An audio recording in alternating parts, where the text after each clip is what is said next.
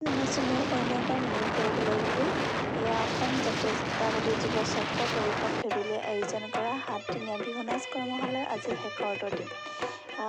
ধুনীয়াকৈ নাচি আছে আমাৰ নাচনীকেইজনী আৰু শেষৰ দিন বুলি সকলোৱে মিলি এপাক নাচিলোঁ। ইয়াত টিকলিকেইজনী দেখিছেনে, ইহঁতে বৰ মৰম লগা, মানে অকণো ৰৈ নাথাকে, এনেদৰে নাচি মেলি জঁপিয়াই মেলি থাকে।